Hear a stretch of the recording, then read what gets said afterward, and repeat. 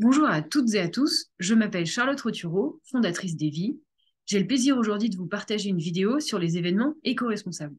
Cette vidéo a été tournée dans le cadre du plan climat air énergie territorial de la communauté de communes de la Plaine de l'Ain, dans le cadre d'un dispositif mené à destination des associations du territoire pour aborder la question des événements éco-responsables. Dans cette vidéo, je vais vous parler des événements éco-responsables, de à quoi ça peut ressembler, et puis vous donner aussi des éléments sur les actions que vous pouvez mettre en place sur vos événements et dans vos associations pour organiser des événements éco-responsables. Alors tout d'abord, l'éco-responsabilité, de quoi parle-t-on? Une définition, une proposition. L'association va essayer de faire de son mieux pour augmenter les impacts positifs de ses pratiques, tout en réduisant ses impacts négatifs, que ce soit au quotidien ou sur les événements. Les impacts positifs étant considérés ceux qui sont de l'ordre de créer du lien, une dynamique locale, du lien intergénérationnel et tous les impacts positifs que vos associations peuvent avoir sur le territoire. Quant aux impacts négatifs, ce sont les impacts liés aux enjeux énergétiques, aux enjeux environnementaux et à la préservation de la biodiversité sur le territoire. Organiser un événement éco-responsable, qu'est-ce que cela implique pour l'organisation, pour l'association? Plusieurs pistes d'entrée. C'est d'abord faire évoluer ses pratiques, sa gouvernance et son fonctionnement pour aller vers plus de respect des êtres humains et de l'environnement. C'est également structurer une démarche et affirmer une vision des valeurs et des engagements qui s'appliquent à toute l'organisation et à toutes ses actions. C'est également impliquer le plus largement possible les personnes et les structures qui gravitent autour de l'organisation. Donc, l'éco-responsabilité a vraiment cet axe écologique et social pour faire de votre événement un acteur de la transition écologique. Je vais maintenant vous présenter les différents niveaux euh, pour agir sur vos événements et pour vous montrer à quels endroits vous pouvez potentiellement faire évoluer vos pratiques. Alors, je vais prendre le parallèle d'un arbre. Une organisation, c'est comme un arbre. Un événement, on va le considérer comme un arbre, dans le sens où c'est une structure qui, comme un arbre, va devoir faire considérer son environnement, donc faire face aux aléas auxquels il peut être confronté, prendre en considération les évolutions de la société ou du territoire pour mettre en place ses actions. Un arbre, la même chose, va devoir s'adapter aux éléments climatiques pour continuer de vivre et de se développer. Ici, on va considérer que le premier niveau pour agir, ce sont les actions. Les actions, c'est les fruits, c'est ce qui est visible de vos pratiques, et c'est ce que les pratiquants, les participants vont voir assez rapidement sur vos événements. Il y a 5 niveaux d'action possibles, peut-être plus largement, mais en tout cas, on vous propose une lecture de 5 niveaux d'action. Un premier niveau d'action qui est autour du transport, comment réduire l'impact des déplacements sur nos événements, qui sont émetteurs de gaz à effet de serre et qui ont un impact important à ce niveau-là, notamment le déplacement des publics.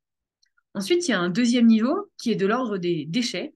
Donc là, l'enjeu, c'est de réduire à la source le gaspillage et donc de voir le tri comme une solution de mise en place de réduction des déchets, mais comme n'étant pas l'objectif final. L'objectif final étant vraiment de réduire dès le début, dès ses achats, dès la préparation de l'événement, le nombre de déchets qu'on va générer par la mise en place de cet événement.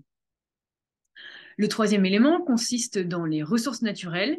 Dans les ressources naturelles, on entend les enjeux de sobriété autour de l'énergie, de l'eau, des matériaux utilisés pour la mise en place de l'événement, ainsi que des enjeux du numérique, le numérique responsable.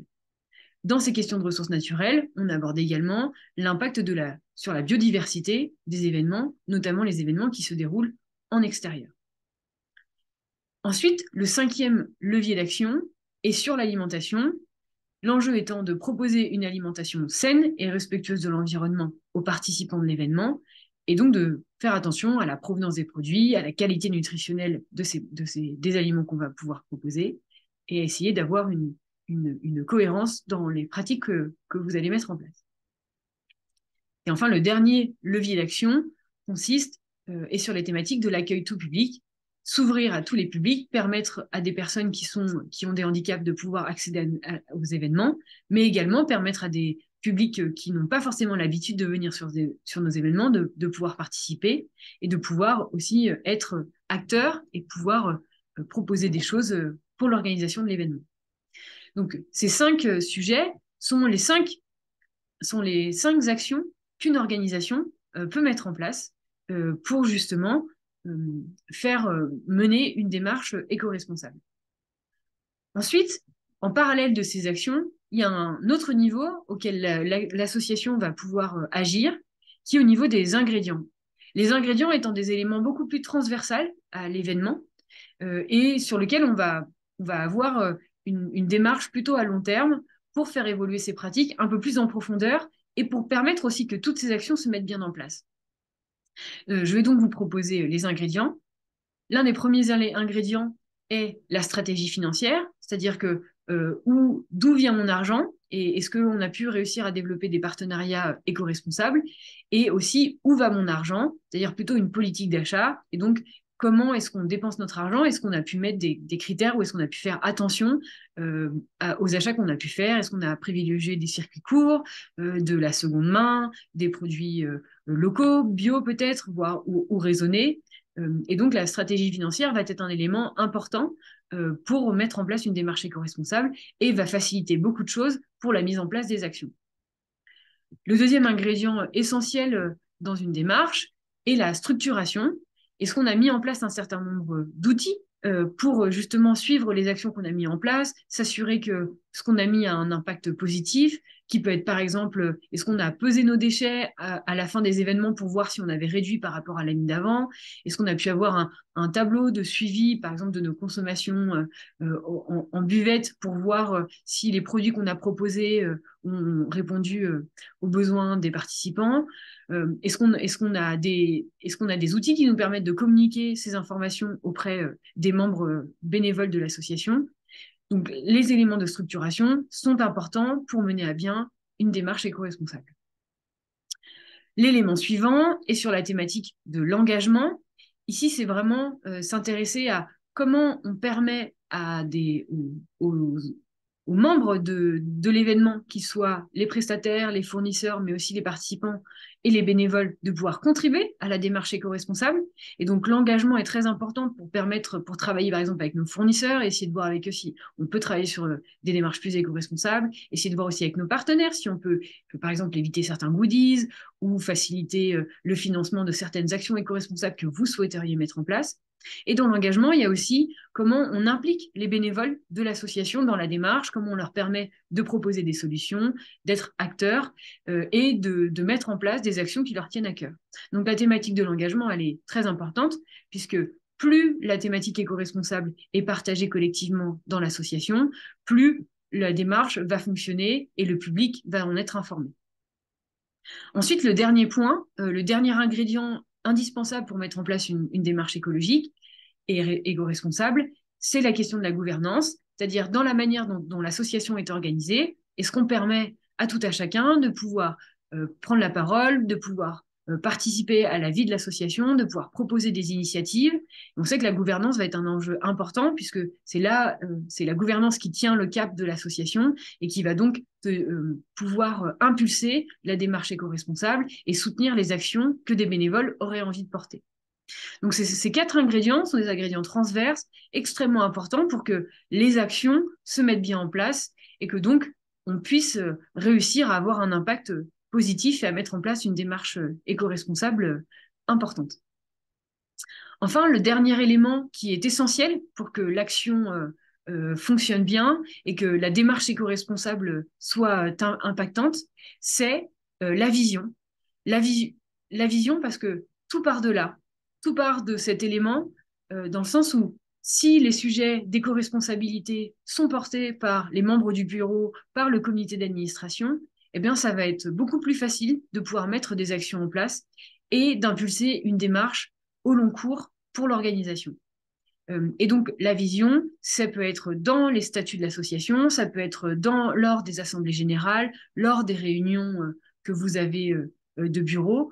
En tout cas, il va être très important de pouvoir identifier quelles sont les différentes actions que vous allez pouvoir mettre en place et donc travailler sur cette vision, sur les valeurs qui sont rattachées à ces sujets d'éco-responsabilité est un élément clé, essentiel pour la démarche, puisque plus vous avez une vision claire qui prend en compte les enjeux éco-responsables, plus dans les ingrédients, ça va se sentir, parce que par exemple, la stratégie financière, on va faire attention, on met notre argent et aux dépenses qu'on va faire, et plus on va faire attention dans ces ingrédients, plus nos actions vont avoir un impact positif et vont être vraiment développées et vues par les participants. Et donc, ce qui est important de voir, c'est que, bien évidemment, notre organisation fait partie d'un réseau, fait partie, comme dans un arbre dans une forêt, d'une multitude de structures qui sont autour de nous, et qu'un des éléments importants va être de travailler en réseau avec les organisations qui sont autour de notre territoire et qui sont autour de vous pour vous aider à mettre en place cette démarche et donc à vous appuyer sur des partenaires financiers, des partenaires matériels, d'autres associations pour des partenariats, les collectivités territoriales. Et tous ces éléments-là vont vous permettre de mener une démarche éco-responsable impactante. Donc pour terminer, petit rappel sur ce qu'est l'éco-responsabilité. L'association va essayer de faire de son mieux pour augmenter les impacts positifs de ses pratiques, tout en réduisant ses impacts négatifs, que ce soit au quotidien sur les événements. Et comme on vient de le voir, qu'est-ce que ça implique pour l'organisation? Ça implique de faire évoluer ses pratiques, sa gouvernance, son fonctionnement pour aller vers plus de respect des êtres humains et de l'environnement.